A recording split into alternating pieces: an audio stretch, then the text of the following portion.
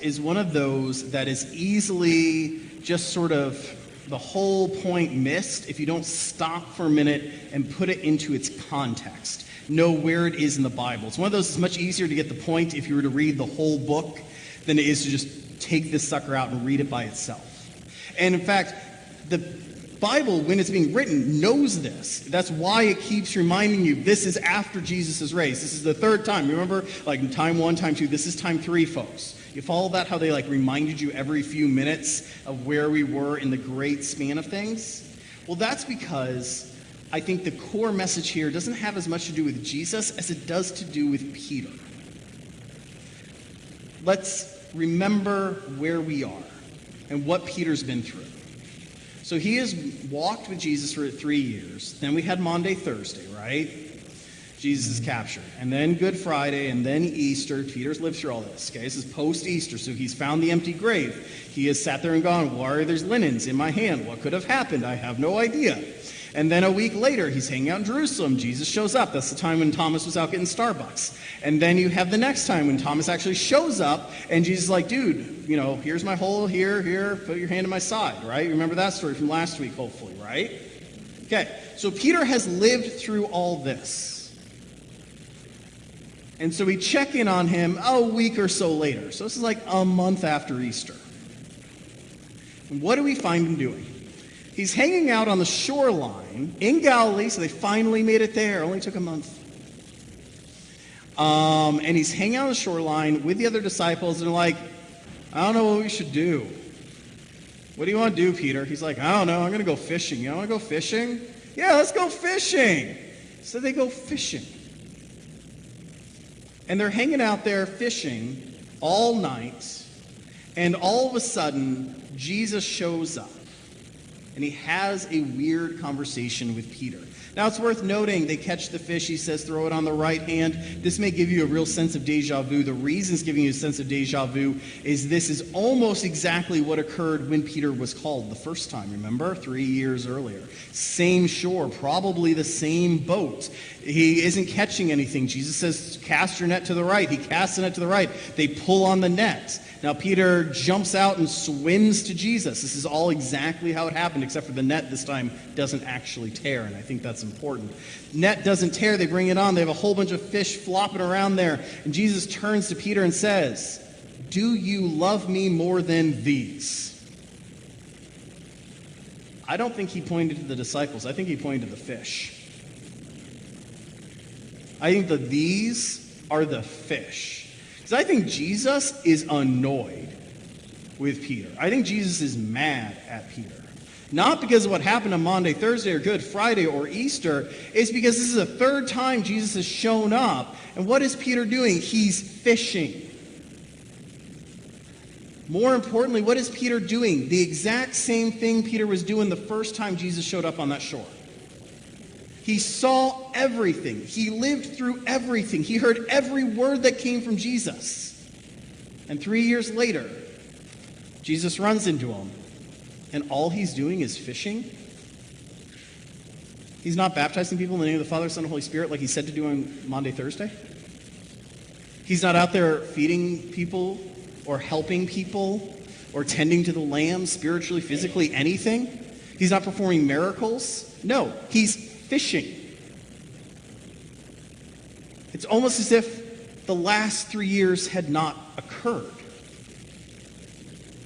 Peter just simply turned back the clock and started over.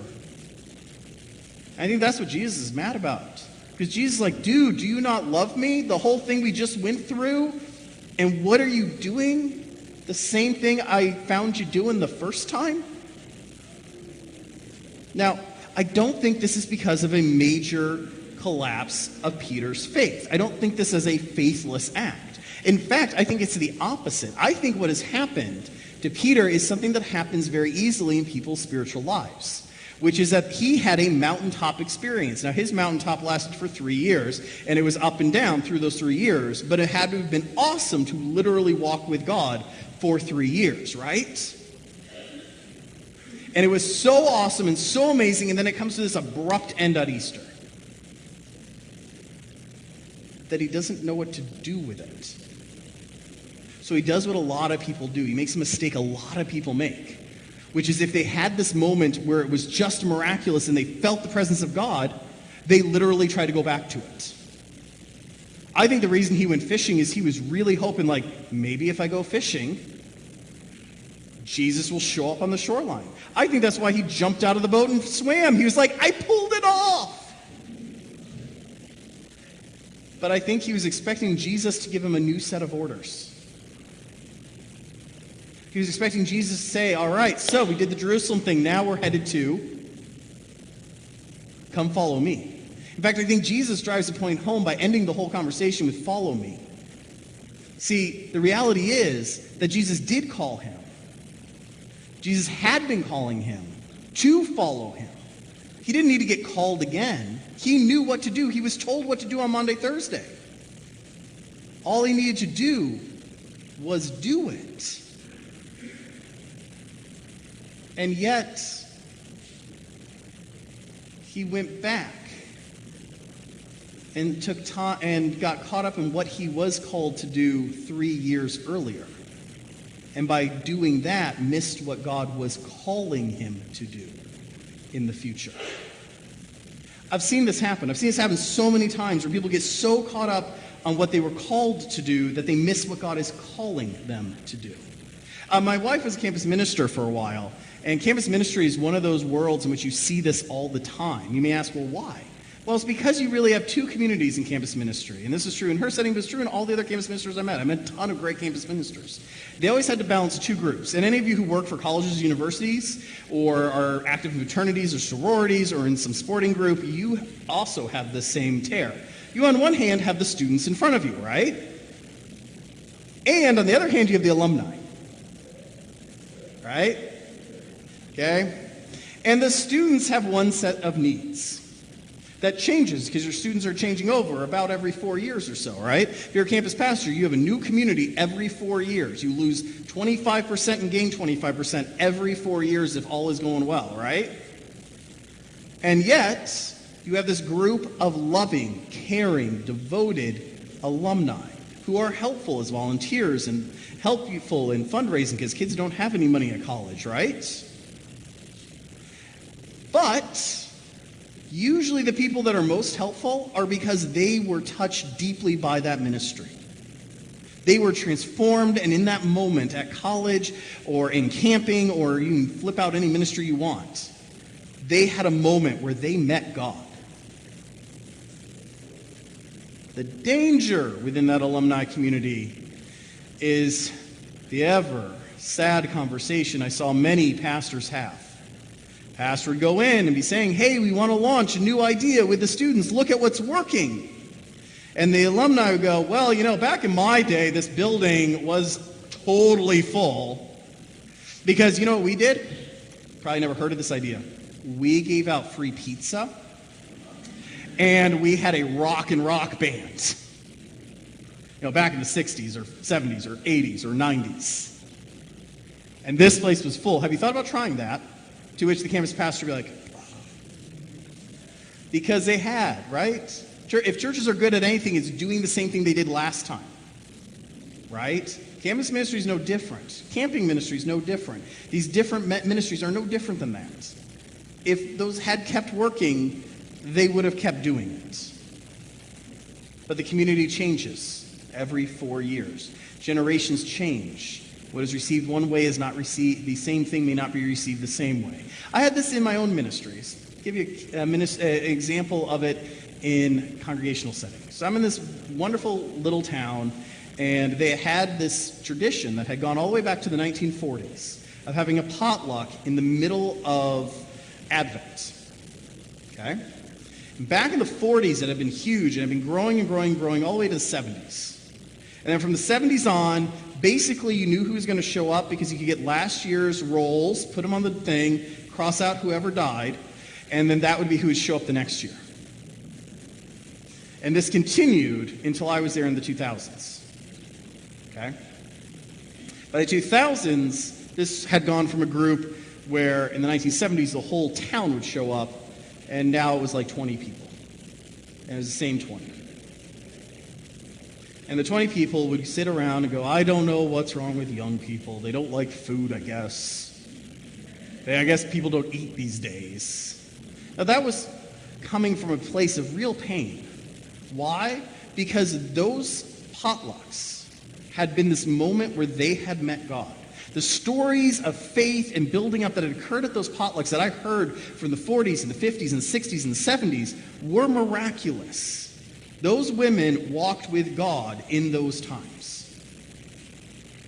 But something had changed because it wasn't happening anymore. And I think they feared it was them. They feared that they were doing something wrong. The answer was they weren't. Well, they weren't doing anything more wrong than what Peter was doing. Now, for those of you who are mathematically minded, so engineers, accountants, listen up. You're going to be happy for the next few minutes. Those who are not, you can, think through a song or something. What I did was I decided I'd go ahead and try to figure out how to quantify this. How could I go ahead and explain the difference between what they did then and what they did now? And I found the church historian, because every church has at least one of these, if not a couple dozen. And I knew that she had been involved in Welka all the way back to the 40s. And I knew that she was the sort of person that would have kept, all the way back to the 40s, the exact menu that they would have had. And so I was able to get hold of the menu. Not only did I get hold of the menu, I learned who did it, because it had persons, food, how many servings, and who they were. And then I said, you wouldn't happen to know how to make this stuff? And she said, of course I do. It's in the old church cookbook. Here, have one. So I sat down and I added up all the food I would need if I was to absolutely recreate the biggest and best of these. Okay? And then, everyone who's not an engineer or an accountant, you can take a moment. Then I went ahead and decided that what I would do is I'd add up the total cost. I figured I'd just do it on Walmart.com, figure it out from there. So I figured out how much the overall cost would be. Then I went ahead and inflation adjusted it for the year of the highest overall attendance of the thing. Then I was able to, because I was able to inflation adjust it, figure out how many dollars now in US dollars it would take to go ahead and recreate the total cost, not the exact meal, of the thing to figure out what was the actual sacrifice being given. Okay, everyone else, you can come back. What that meant was that I could see how much did those people sacrifice. What it came out to was a little over $9,000 in today's dollars was what they were cooking.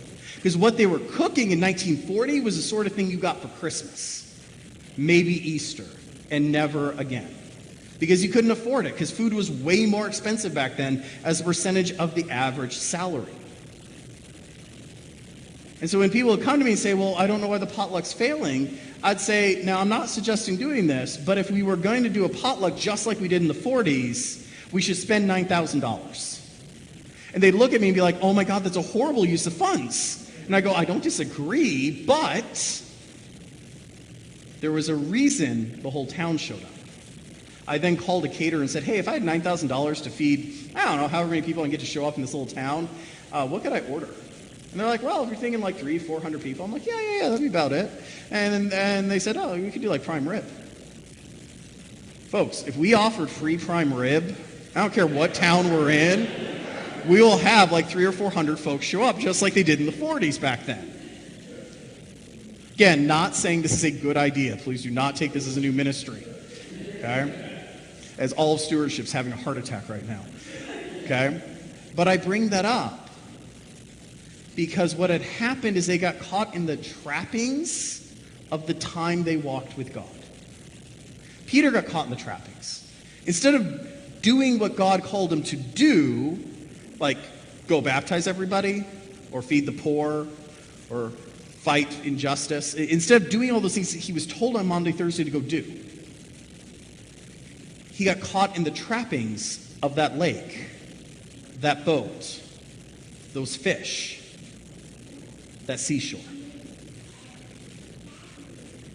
And well, the first time he was called, it absolutely involved all those things.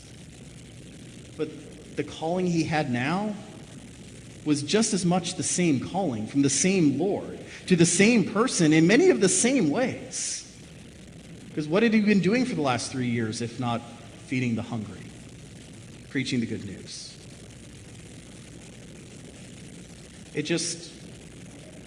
he forgot the eternal part of the calling because he got too caught up in what he had been called to do. So as you go out this week, take a few minutes in your own prayer life and ask yourself, is there any place where you maybe had this great spiritual moment where you walked with God? This great high of life where you felt truly close? And are you either in form or you in a literal way getting stuck on that old mountain, on the old called, and therefore missing your new call, your new adventure? Or more simply put, have you confused what you were called to do with what you are what God is calling you